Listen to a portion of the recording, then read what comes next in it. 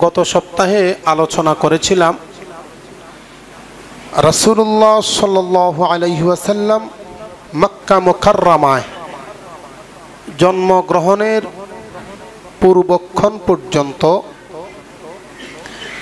মক্কার একজন মানুষ আরেকজন মানুষের প্রতি এত হিংস্র, এত হিংসাত্মকমূলক আচরণ করত, একে অপরের উপর এত বেশি নাখোশ, এত বেশি রাগ থাকত, কেউ কাউকে হত্যা করতে দ্বিধা করত না।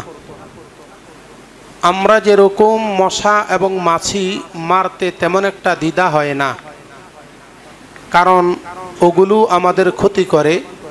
ঠিক তদ্রূপ আল্লাহর নবী মক্কায় আগমন করার পূর্বক্ষণ পর্যন্ত আরবের মানুষেরা একের প্রতি অপরের এরকম ধারণা ছিল, কাউকে হত্যা করতে তারা কখনো দ্বিধা করত না।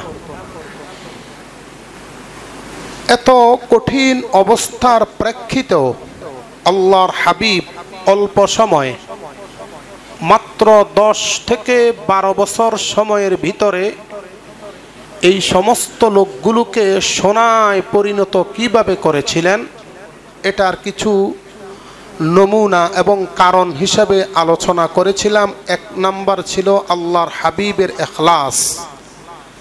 ইখলাস পূর্ণাঙ্গ ছিল বিধায় এই হিংস্র মানুষগুলোকে আল্লাহর হাবিব সোনায় পরিণত করতে পেরেছেন।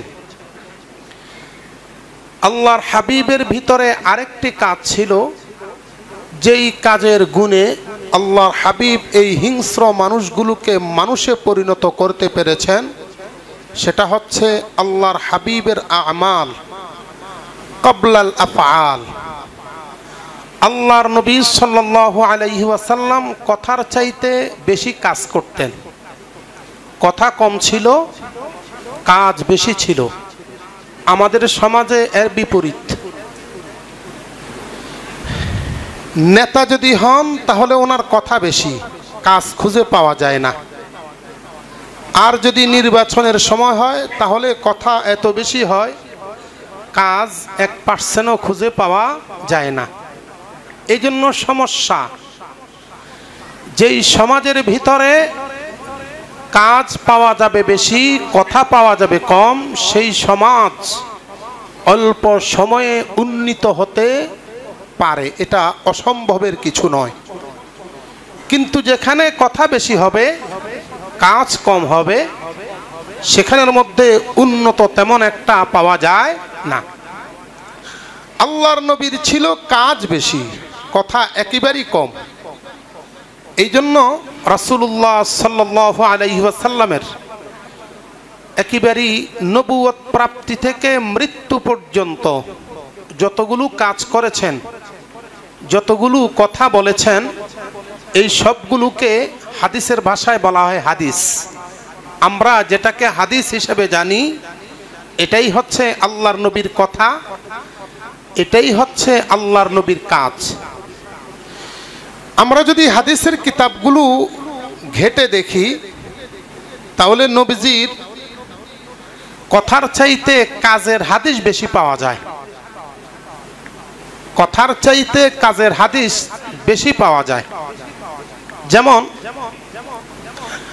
মুসনাদে আহমদ নামক একটা হাদিসের কিতাব লেখা হয়েছে, ইমাম আহমদ ইবনে হাম্বল রহিমাহুল্লাহু তাআলা, 52 খণ্ডে পাওয়া যায়। ওটা যদি কিনতে যায় তাহলে 1 লক্ষ টাকা লাগে। এরপরে ইমাদউদ্দিন ইবনু কাসির রহিমাহুল্লাহু তাআলা জামিউল মাসানিদ ওয়াস সুনান নামক হাদিসের কিতাব লিখেছেন, নবীজির কাজের হাদিস, কাজ। এই কিতাবটা 38 খণ্ডে পাওয়া যায়। এরপরে ইমাম আবু বকর ইবনু আবি শাইবা রহিমাহুল্লাহু তাআলা মুসান্নাফে ইবনে আবি শাইবা লিখেছেন 25 খণ্ডে। কানজুল উম্মাল শেখ আলী আল মুত্তাকি রহিমাহুল্লাহু তাআলা লিখেছেন 18 খণ্ডে। মুসান্নাফে আব্দুর রাজ্জাক, এটা লেখা হয়েছে 10 খণ্ডে। সুনানুল কুবরা লেখা হয়েছে 15 খণ্ডে। এরপরে মুসান্নাফে সহিহ ইবনে হিব্বান এই কিতাবটা লেখা হয়েছে 7 খণ্ডে।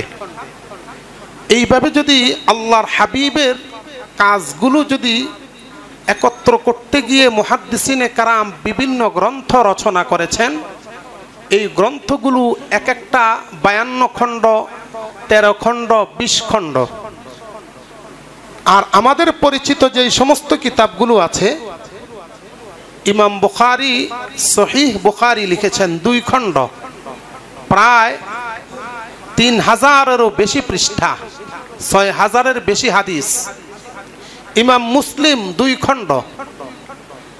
ইমাম তিরমিজি লিখেছেন জামিউত তিরমিজি 2 খণ্ড। ইমাম ইবনু মাজাহ 1 খণ্ড।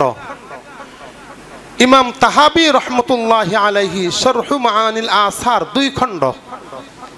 এগুলো হচ্ছে আমাদের পরিচিত কিতাব।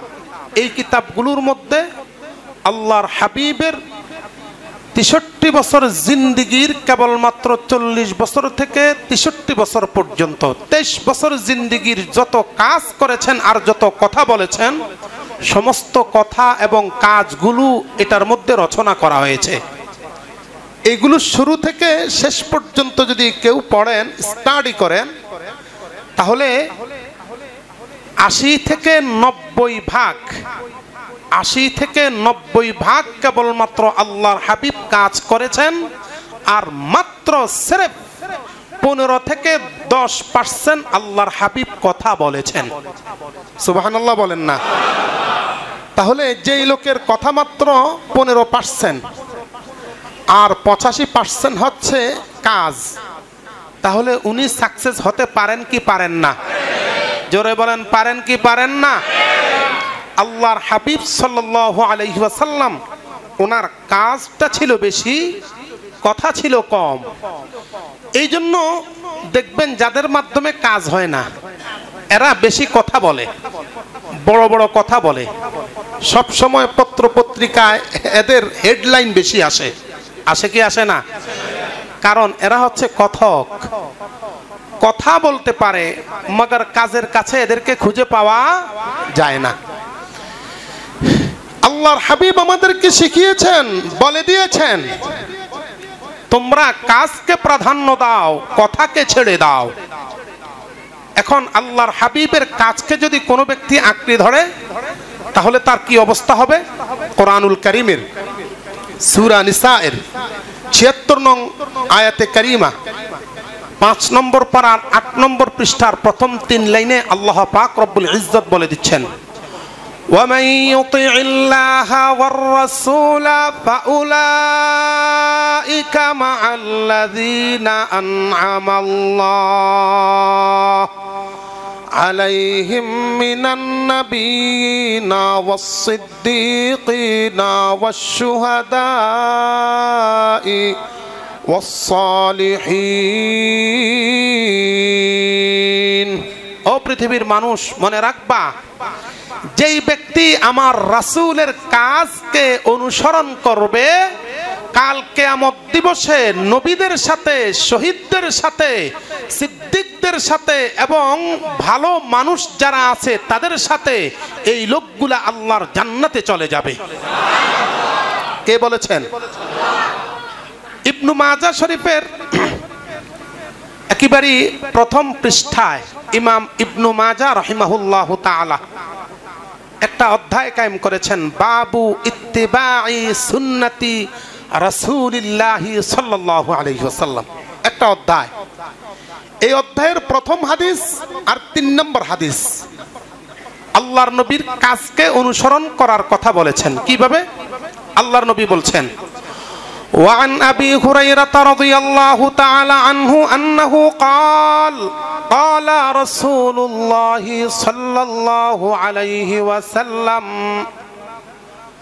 ما أمرتكم به فخذوه وما نهيتكم عنه فانتهوا।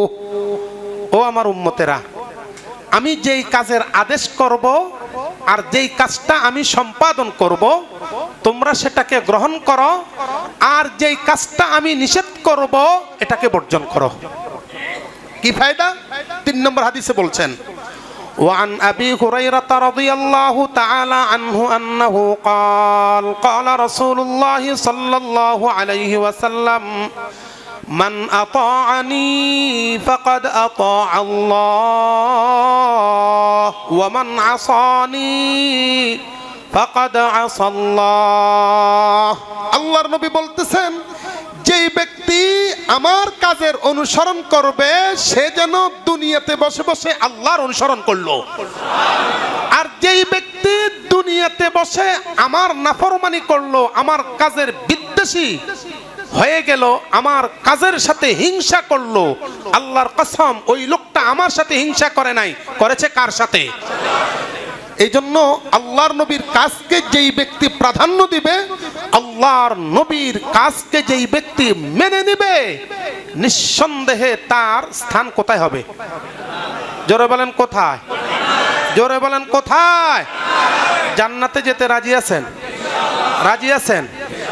যারা দেওয়ালের সাথে লেগে আছেন, আমি প্রায় মশালাটা বলি, শীত তো একটু শীতের ভাব আছে, ঘুম আসাটা এটা স্বাভাবিক। আর তাছাড়া শান্তির ঘরের মধ্যে বসছেন, শয়তান তো পিছনে লাগে আছে, আছে কিনা? ও চিন্তা করছে এই একটা সুযোগ, এখনই যদি ঘুমের ট্যাবলেট খাওয়ানো যায় তাহলে ইমাম সাহেব যা বলবে সব কিছু থেকে মারুম হবে।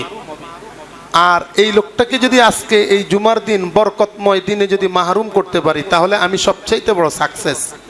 বুখারীর হাদিস, আল্লাহর নবী বলতেছেন, বান্দা যখন মসজিদের মধ্যে আগে আগে আসে, জুমার দিন আগে আগে আইসা যখন খতিব সাহেবের বক্তব্যগুলো শুনে, শোনার পরে খুশি হয়ে যায়, নামাজটা পড়ে আস্তে ধীরে বাড়িতে যায়, তখন শয়তান মসজিদের গেটে বসে বসে মন খারাপ করে।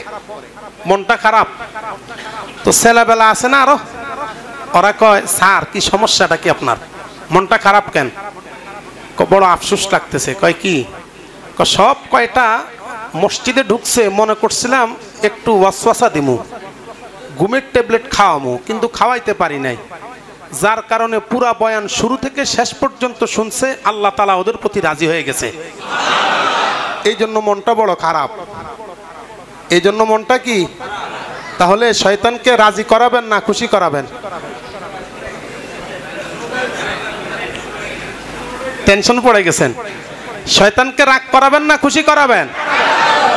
রাগ করাতে রাজি আছেন? আল্লাহ তুমি আমাদের সবাইকে শয়তানের বিরুদ্ধাচরণ করার তৌফিক দান করো। তো বলতেছিলাম, আল্লাহর নবীর কাজকে অনুসরণ করতে হবে। আল্লাহর নবী বেশি বেশি কাজ করেছেন, এই কাজের কারণে হিংস্র মানুষগুলোকে সোনায় পরিণত করে দিয়েছেন। আপনারা প্রায় সকলে জানেন, হযরত ওমর ইবনুল খাত্তাব রাদিয়াল্লাহু তাআলা আনহু এমন একজন মানুষ ছিলেন, সাহাবীদের মধ্যে সবচাইতে লম্বা মানুষ তিনি ছিলেন। আর সাহাবীদের মধ্যে জালালি তবিয়ত ওনার বেশি ছিল, একটু মেজাজ গরম ছিল বেশি। আবার সাহাবীদের মধ্যে সবচাইতে নরম দিলের মানুষও তিনি ছিলেন। সুবহানাল্লাহ। হযরত ওমর ফারুক রাদিয়াল্লাহু তাআলা আনহু মক্কা নগরীতে যখন আবু জাহেল ঘোষণা দিয়েছিল যে মুহাম্মদকে কে আনতে পারবা, গলাটা কেটে কে নিয়ে আসতে পারবা, কেউ সাহস করতেছিল না, এমনকি স্বয়ং আবু জাহিল্লাও সাহস করতেছিল না। সেই আবু জাহিল্লার ঘোষণা পায়া সর্বপ্রথম একমাত্র যিনি রাজি হয়েছিলেন তিনি হচ্ছেন হযরত ওমর রাদিয়াল্লাহু তাআলা আনহু। রাজি হয়েছেন, কয় আমি মুহাম্মদের মাথা কাইটা আনমু। মুহাম্মদের মাথা কাটতে গিয়ে নিজের মাথাটা কেটে দিয়েছেন ইসলামের কাছে। সুবহানাল্লাহ। এটা যে হয়েছে এটার একটাই কারণ, গত সপ্তাহে বলেছি ইখলাস, আজকে বলতেছি কাজ। কথা কম কাজ বেশি হতে হবে, কথা কম কাজ বেশি হতে হবে। আল্লাহর কসম, দুনিয়াতেও সফলতা, আখিরাতেও বিনা হিসাবে জান্নাত। কিন্তু কাজ নাই আমাদের, কাজ না থাকার কারণে আমাদের সমস্যা। হযরত ওমর রাদিয়াল্লাহু তাআলা আনহু আল্লামা ইবনু কাসির রাহিমাহুল্লাহ তাআলা আল বিদায়া ওয়ান নিহায়া নামক কিতাবের 4 নম্বর খণ্ডের বাবু খিলাফাতি উমর ইবনুল খাত্তাব রাদিয়াল্লাহু তাআলা আন একটা অধ্যায় আছে। ওই অধ্যায়ের মধ্যে তিনি লিখেছেন, উমরের একটা অভ্যাস ছিল, সারাদিন রাজত্ব করতেন, বিচার আচার করতেন, সমস্ত মানুষের কথাবার্তা শুনতেন।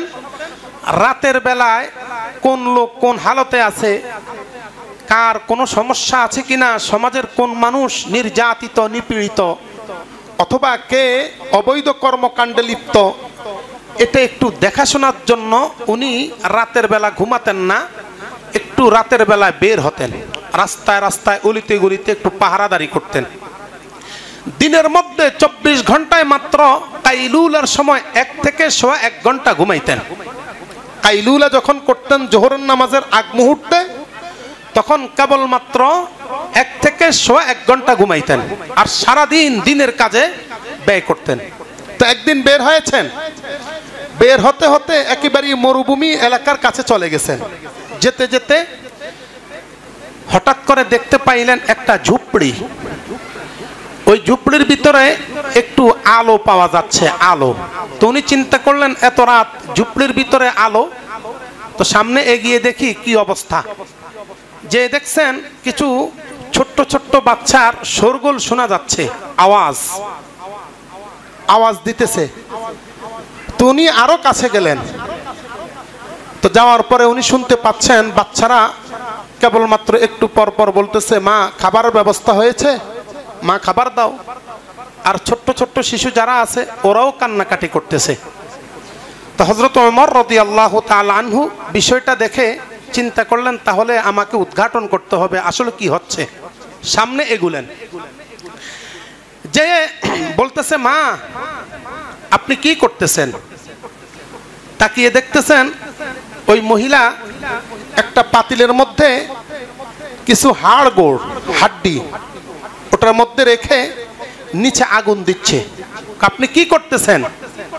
কয় বাচ্চারা খাবার পাচ্ছে না, আমার স্বামী যুদ্ধের ময়দানে শহীদ হয়ে গেছে, আমাদের দেশের রাষ্ট্রপ্রধান যিনি খলিফাতুল মুসলিমিন ওমর, তার নাম শুনেছি, এখনো পর্যন্ত দেখতে পাই নাই। এই লোকটা আমাদের এখনো পর্যন্ত খোঁজ খবর নিতেছে না যে আমার সন্তানগুলো খেয়ে আছে না মরে গেছে, অথচ আমার স্বামী শহীদ হয়ে গেছে। তো বাচ্চারা যেহেতু খাবার পাচ্ছে না, সান্ত্বনা দেওয়ার জন্য হাড়গোড়গুলো রান্না করতেছি, যাতে করে ওরা বুঝতে পারে যে খাবার রান্না হচ্ছে, একটু সান্ত্বনা পাবে। এই কথা বলেই মহিলা বলতেছে, আল্লাহ মালিক ভালো জানেন হযরত ওমর আল্লাহর কাছে কিভাবে জবাব দিবে। মহিলা কিন্তু চিনতে পারে না যে উনি নিজেই ওমর।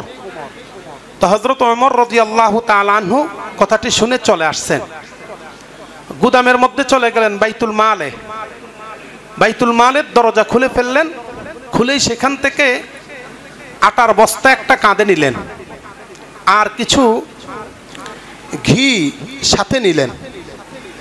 তো এইবার গোলাম ছিল আসলাম, নাম ছিল আসলাম। আসলামে বলতেছে, হযরত আপনি তো হচ্ছেন খলিফাতুল মুসলিমিন, আপনি এটা নিজের কাঁধে নিবেন, আমি থাকতে দেখতে একটু খারাপ দেখা যায়। হযরত ওমর রাদিয়াল্লাহু তাআলা আনহু আসলামকে বলতেছেন, আসলাম তুমি তো তোমার মালিকের মন রক্ষা করার জন্য আমার কাঁধ থেকে, তোমার মালিক হলাম আমি, আমাকে খুশি করার জন্য তুমি এইগুলো তোমার মাথায় নিতে চাচ্ছ, কিন্তু আমারও তো একজন মালিক আছেন, ওই মালিকের কাছ থেকে যেন আমি জবাবদিহি থেকে মুক্তি পেতে পারি, এই জন্য আমি নিজেই এইগুলো মাথায় নিয়েছি। এবার চললেন, আসলামও সাথে সাথে চলছে। হযরত ওমর রাদিয়াল্লাহু তাআলা আনহু নিজেই সেখানের মধ্যে গিয়ে রুটি বানালেন। এরপরে ঘিয়ের মাধ্যমে সেইগুলো ভাজা ভুনা করলেন, তৈরি করে বাচ্চাদেরকে খাওয়ালেন।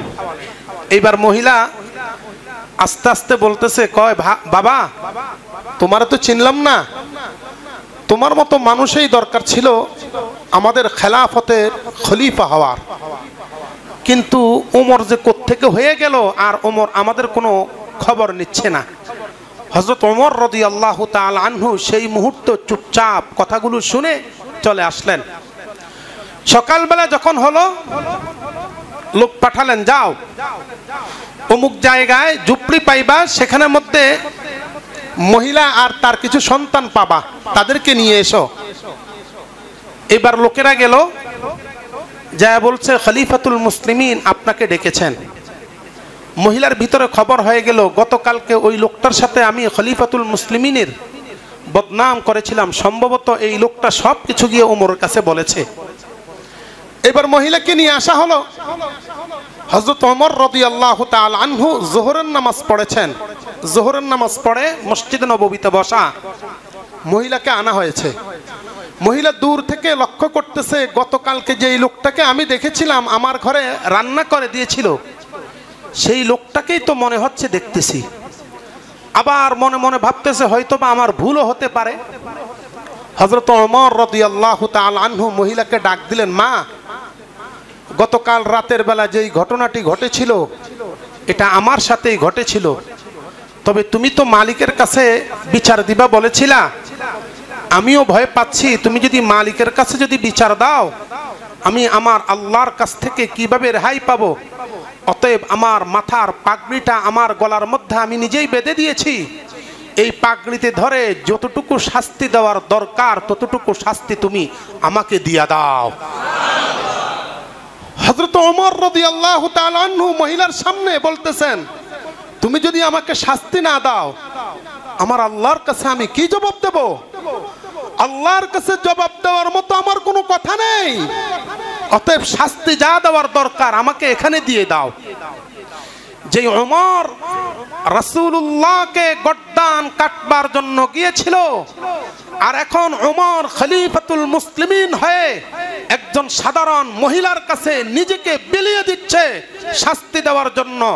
ও আল্লাহর কসম, মনে রাখবেন এটা কেবলমাত্র আল্লাহর হাবিবের ইখলাস এবং আল্লাহর হাবিবের কথা কম কাজ বেশি হওয়ার বদৌলতে এটা হয়েছে, ঠিক কিনা বলেন?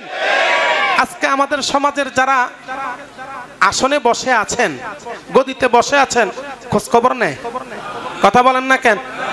এটার কারণ আমাদের কথা বেশি কাজ কম। আমাদের কথা বেশি কাজ কম।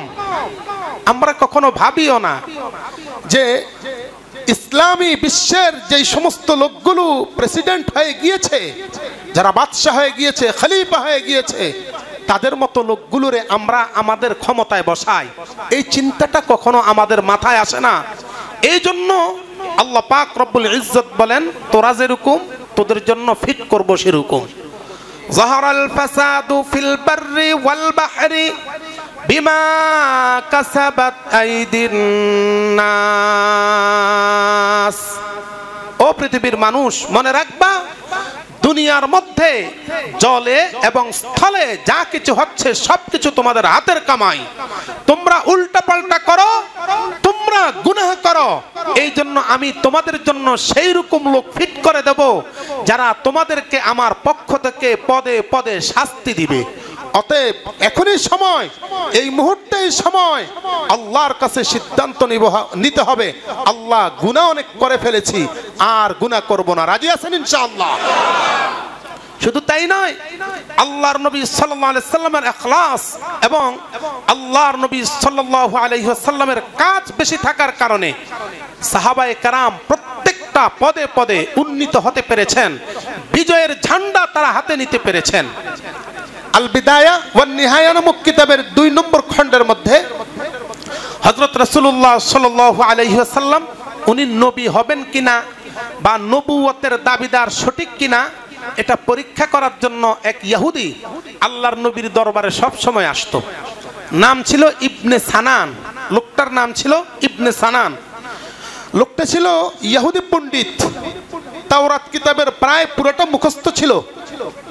কোরআনুল কারীম আমাদের সামনে যেটা আছে 30 পারা, আর এই 30 পারার মাত্র 607 পেজ। আর তাওরাত কিতাবের এক এক পারা ছিল প্রায় 500 পৃষ্ঠা, আর তাওরাত কিতাবের পারা ছিল প্রায় 1000 পারা। এই ইবনে সানান ছিল তাওরাত কিতাবের পণ্ডিত এবং তাওরাত কিতাবের হাফেজ। তাহলে চিন্তা করেন তার কি পরিমাণ মেধা। তো এই লোকটা সব সময় আল্লাহর নবীর দরবারে আসতো, নবীজির সাথে এমনি কথাবার্তা বলতো, কিন্তু মুসলমান হতো না। নবীজি প্রায় দাওয়াত দিতেন, মুসলমান হয়ে যাও, হেসে দিয়ে বলতো দেখি চিন্তা ফিকির করি কি করা যায়, কিন্তু কোনোদিন মুসলমান হওয়ার জন্য নামও নিত না। তো একটা গোত্র হঠাৎ করে একদিন রাসূলের দরবারে এসে বলতেছে, ইয়া রাসূলুল্লাহ, আমরা তো মুসলমান হলাম, এখন মুসলমান হওয়ার কারণে আমাদের অভাব অনটন দেখা দিয়েছে, আপনি এখন আমাদের জন্য খাবার দাবারের কিছু ব্যবস্থা করেন। তো সাহাবায়ে কেরাম, এই গোত্রের তাদের অভাব, সাহাবায়ে কেরামেরও তো অভাব, নবীরও অভাব, দিবে কোত্থেকে? নবীজি সাল্লাল্লাহু আলাইহি ওয়াসাল্লাম অনেকক্ষণ চিন্তা করলেন দিবে কোত্থেকে। রাসূলুল্লাহ তাদেরকে বললেন, আমি যে তোমাদেরকে কিছু দেব সেটাও তো আমার কাছে নাই, কোত্থেকে দেব? তো ইবনে সানান বলতেছে, ও মুহাম্মদ, এই লোকগুলা মুসলমান হইছে, মুসলমান হওয়ার পরে এখন অভাব অনটন দেখা দিয়েছে, এই মুহূর্তে যদি আপনি টাকা পয়সা না দেন তাদেরকে, তাহলে টাকা পয়সা না দিলে এই লোকগুলো আবার মুরতাদ হয়ে যাবে। তো নবীজি বলতেছে, কয় আপনার কথা তো সত্য, কিন্তু আমি দিব কোত্থেকে, টাকা পয়সাও তো নাই। এবার ইবনে সানান বলতেছে, কয় আমি আপনাকে সুদ মুক্ত কিছু টাকা কর্জে হাসানা দেব, ধার দেব, আপনি এই টাকাগুলো তাদেরকে দিয়ে দিতে পারেন। তো তুমি কত টাকা দিবা? আমি 1000 দিনার আপনাকে দেব ধার হিসাবে। 2 বছর পরে এই 1000 দিনারের বদলে 80 মণ আপনি আমাকে খেজুর দিবেন। 1000 দিনারের বদলে 2 বছর পর 80 মণ খেজুর দিবেন বিনিময়, অর্থাৎ আমি আগে কিনলাম পরে নেব। নবীজি সাল্লাল্লাহু আলাইহি সাল্লাম তার থেকে টাকাটা ধার নিয়ে নিলেন, ধার নিয়ে ওই গোত্রকে টাকাটা দিয়ে দিলেন। এবার লোকগুলো চলে গেল, তারা চলে গেল, চলে যাওয়ার পর এখনো পর্যন্ত সময় শেষ হয় নাই, 2 বছরের চুক্তি ছিল, 2 বছর পরে খেজুরগুলা নিবে। 2 বছর শেষ হওয়ার এখনো 5-7 দিন বাকি। একদিন হঠাৎ করে লোকটা এসে আল্লাহর হাবিবের কলার চেপে ধরে বসলো, কলারটা চেপে ধরে বলতেছে, এই মুহাম্মদ, আমার কাছ থেকে 1000 দিনার নিয়েছিল, টাকাগুলো ফেরত দাও। সাহাবায়ে কেরাম উপস্থিত, সাহাবায়ে কেরামের সামনে আল্লাহর হাবিবের লাঞ্ছনা বঞ্চনা হবে, বেইজ্জতি হবে, এটা কি ওনারা কখনো মেনে নিবেন? জোরে বলেন, মেনে নিবেন? এটা কোনোদিনও বরদাস্ত করার মতো না। সাহাবায়ে কেরাম আল হিন্দিয়া নামক একটা ফতোয়ার কিতাব আছে, এই কিতাবের মধ্যে উল্লেখ রয়েছে, কোন ব্যক্তি যদি আল্লাহর সাথে বেয়াদবি করে, আল্লাহর সাথে গোস্তাকি করে, তাহলে সেই লোকটা যদি তাওবা করে নেয়, তাহলে দুনিয়ার বিচারও সে মাপ পাবে, আখিরাতের বিচারও সে মাপ পাবে। কিন্তু রাসূলুল্লাহর শানে কোন ব্যক্তি যদি বেয়াদবি করে, আখিরাতের বিচারে লোকটা তাওবা করলে মাপ পাবে ঠিক, কিন্তু দুনিয়ার বিচারে তার কোনো মাপ পাওয়ার কোনো সুযোগ নাই, একটু সুযোগ নাই। ইসলামী আদালতে তার বিচার হচ্ছে হত্যা। যেই লোক রাসূলের শানে বেয়াদবি করবে, রাসূলুল্লাহকে মান্য করতে পারবে না, ওই লোকটার দুনিয়াতে থাকার অধিকার আছে? অধিকার আছে? কিন্তু এই বিচারটা আমরা করব না, প্রশাসক করবে, রাষ্ট্রপ্রধান যিনি আছেন তিনি করবে। আমাদের হাতে এই বিচার নেওয়ার কোনো সুযোগ নাই, ফতোয়ার কিতাবে এটাও লেখা আছে। এই বিচার করবে রাষ্ট্রপ্রধান যিনি আছেন তিনি, উনি যদি না করেন আল্লাহর কাছে তিনি জবাব দিবেন। তো এই লোকটা যখন আল্লাহর হাবিবের কলার চেপে ধরলো, এই মুহাম্মদ, 2 বছর আগে আমার থেকে টাকা নিয়েছো, এখনো পর্যন্ত 80 মণ খেজুর দেওয়ার কথা ছিল, এখনো দিচ্ছ না। হযরত ওমর রাদিয়াল্লাহু তাআলা আনহু দূর থেকে দেখলেন আল্লাহর নবীর সাথে কোনো একজন মনে হয় সম্ভবত ফাড়াফাড়ি করতেছে, দস্তাদস্তি করতেছে, দৌড়ায় গেলেন। সাহাবীদের প্রত্যেকের হাতে সবসময় তরবারি থাকতো, এমনকি মক্কার সমস্ত লোকদের হাতে সবসময় তাদের একটা অভ্যাসে ছিল তরবারি হাতে রাখা। হযরত ওমর রাদিয়াল্লাহু তাআলা আনহু যা দেখছেন লোকটা আল্লাহর হাবিবের কলারে এইভাবে ধরে রেখেছে আর দস্তাদস্তি করতেছে, টাকা দাও। তিরমিজি শরীফের একটা অধ্যায় আছে, শামাইলে তিরমিজি, ওই অধ্যায়ের মধ্যে লেখা আছে রাসূলুল্লাহ সাল্লাল্লাহু আলাইহি ওয়াসাল্লামের গায়ের মধ্যে 70 জন যুবকের শক্তি ছিল। যুবক, একজন যুবকের যতটুকু শক্তি এইরকম 70 জন যুবকের যতটুকু শক্তি হবে, কেবলমাত্র সিরেফ আল্লাহর হাবিবের গায়ের ভিতরেই সেই পরিমাণ শক্তি ছিল। এখন আল্লাহর হাবিব যদি ইচ্ছে করতেন ইবনে সানানকে থাপ্পড় দিয়ে উড়িয়ে দিতে পারতেন কি পারতেন না? নবীদের থাপ্পড় এটা আসতে দিল, শেষ। মুসা আলাইহিস সালাম তার কওমের লোককে থাপ্পড় মেরেছিল বিচার করার জন্য, কিন্তু লোকটা মারা গেছে। যদিও স্বাভাবিকভাবে থাপ্পড় মেরেছে, এই থাপ্পড়টা ছিল নবীদের শানে, এটা ছিল গজব। এই জন্য আল্লাহর নবীরা কখনো কারো প্রতি রাগ হলে ওই লোকটার দুনিয়াতে আর নিস্তার হওয়ার কোনো সুযোগ নাই। তা আল্লাহর হাবিব সাল্লাল্লাহু আলাইহি সাল্লাম ইচ্ছা করলে ইবনে সানানকে অনেক কিছু করতে পারতেন। আল্লাহর হাবিব কিছু বলতেছেন না, সুন্দর মানুষ, কলারটা চাপাচাপি করার কারণে গলার নিচে লাল দাগ পড়ে গেছে। সাহাবায়ে কেরাম তো আল্লাহর হাবিবকে পাগলের মতো ভালোবাসতেন। ওমর দেখে মেজাজ গরম হয়ে গেছে, ইয়া রাসূলুল্লাহ, আপনি কেবল অনুমতি দেন, ওরে শেষ করে দেই। ওমরের তো শক্তি ছিল অনেক। আল্লাহর হাবিব সাল্লাল্লাহু আলাইহি সাল্লাম কিছুই বললেন না। ওমর যদি ওই সময় এই লোকটাকে হত্যা করত, মাসআলা অনুযায়ী জায়েজ ছিল, অপরাধ ছিল না। আল্লাহর নবী তাকে অর্ডার করেন নাই, বলেন নাই যে তুমি তাকে হত্যা করে ফেলো। এইবার আল্লাহর হাবিব সাল্লাল্লাহু আলাইহি ওয়াসাল্লাম লোকটাকে বলতেছে, তুমি আমার কলারটা ছাড়ো, তোমার সাথে কথা বলি। লোকটা কলার ছাড়ছে, কি বলবা বলো? তোমার সাথে তো আমার কথা ছিল 2 বছর, একটা ডেটও দিয়েছিলাম, ওই ডেটটা এখনো আসে না, 7 দিন বাকি। তো ঠিক আছে, তুমি যেহেতু 7 দিন আগে চাচ্ছ, তাহলে আমি তোমাকে দিয়ে দেওয়ার ব্যবস্থা করতেছি। হযরত ওমরকে বলতেছেন, যাও বাইতুল মালের মধ্যে অনেকগুলো খেজুর আসছে, সেখান থেকে 80 মণ খেজুর তাকে দিয়া দিবা। 80 মণ খেজুর দেওয়ার পরে আরো 6 মণ খেজুর আলাদাভাবে তাকে আরো দিয়া দিবা। সুবহানাল্লাহ বলবেন না? পাই তো 80 মণ, দিচ্ছে 80 মণ, আবার অতিরিক্ত 6 মণ। অথচ এই লোকটা পাবারই কথা না, যেহেতু আল্লাহর হাবিবের শানে বেয়াদবি করতেছে।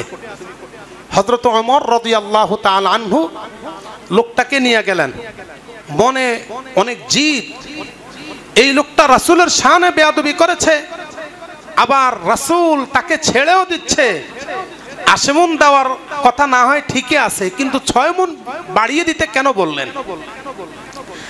এবার হযরত ওমর রাদিয়াল্লাহু তাআলা আনহু লোকটাকে 80 মণ খেজুর দিয়ে দিলেন। লোকটা চলে যাচ্ছে, হযরত ওমর বলতেছে, দাঁড়াও, তোমার আরো 6 মণ বাকি আছে। কয়, আমি তো আর 6 মণ পাওয়ার কথা না, 80 মণ পাওয়ার কথা, 80 মণ তো পেয়ে গেলাম।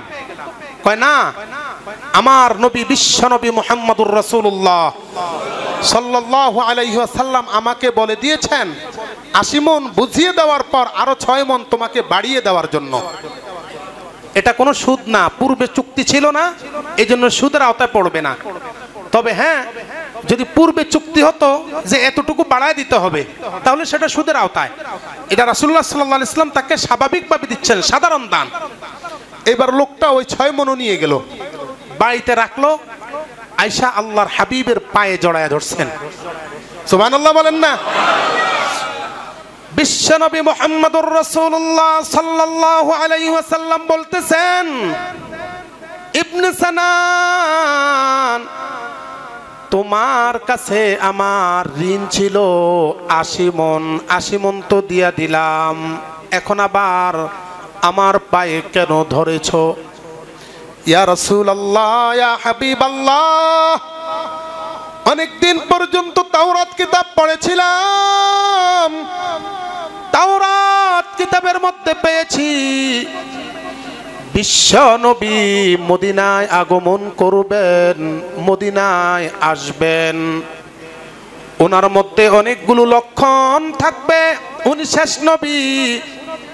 ও মুহাম্মদ, আমি সবগুলো লক্ষণ খেয়াল করেছি, সবগুলো লক্ষণ অনুযায়ী তুমি বিশ্ব নবী হয়ে যাচ্ছ, কিন্তু একটা পরীক্ষা বাকি ছিল, একটা পরীক্ষা, সেই পরীক্ষাটা হলো তাওরাত কিতাবের মধ্যে আছে, যিনি শেষ নবী হবেন তার মধ্যে আল্লাহ তাআলা ধৈর্যের পাহাড় দিয়া দিবেন।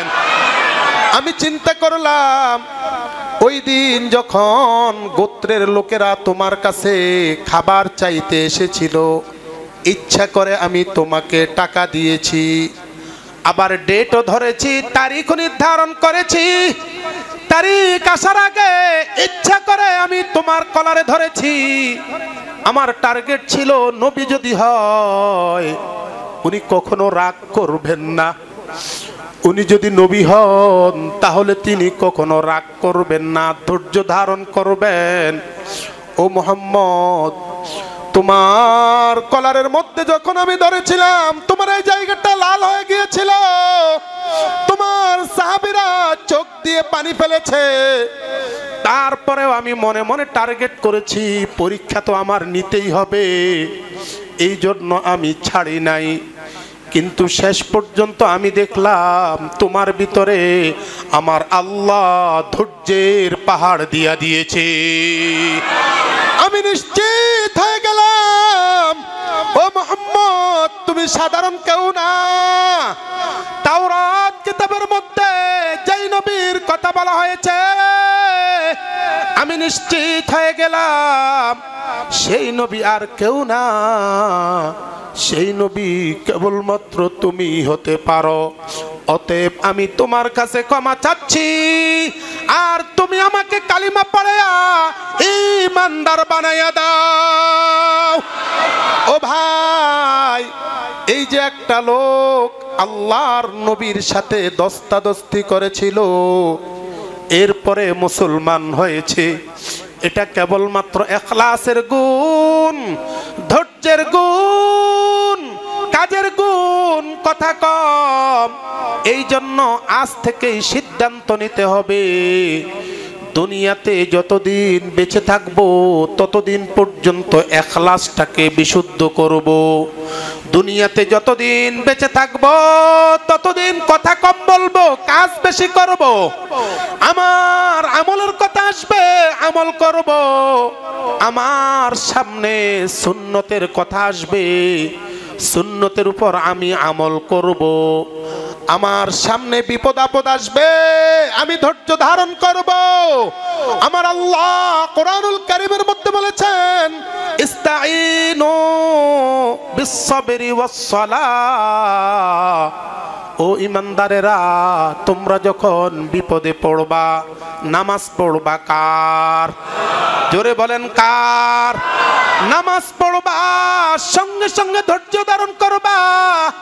এই দুইটা জিনিস যখন তোমাদের মাঝে চলে আসবে, আমি নিঃসন্দেহে আল্লাহ রব্বুল আলামিন তোমাদের যাবতীয় সমস্যার সমাধান আসমান থেকে দিয়া দিবেন। তাহলে নবীজির সিরাত থেকে আমরা তিনটা জিনিস জানলাম। একটা হলো ইখলাস, আরেকটা হলো কথা কম কাজ বেশি, আরেকটা হলো ধৈর্যের পাহাড়। রাজি আছেন? কয়টা জিনিস? কয়টা জিনিস? এক নম্বর ইখলাস, আমল করব কার জন্য? জোরে বলেন কার জন্য? নামাজ পড়ব মালিকের জন্য পড়ব। আমরা হজ করব মালিকের জন্য করব। দুনিয়ার মধ্যে যত আমল করব সব আল্লাহর জন্য করব। পেশাল কম মারব, কথা কম করব, আমল বেশি করব। সঙ্গে সঙ্গে বিপদ আপদ আসবে, সেই সময় আমরা ধৈর্য ধারণ করব। রাজি আছেন? আল্লাহ তুমি আমাদের সবাইকে তিনটা আমলের উপর আমল করার তৌফিক দান করো। জোরে বলেন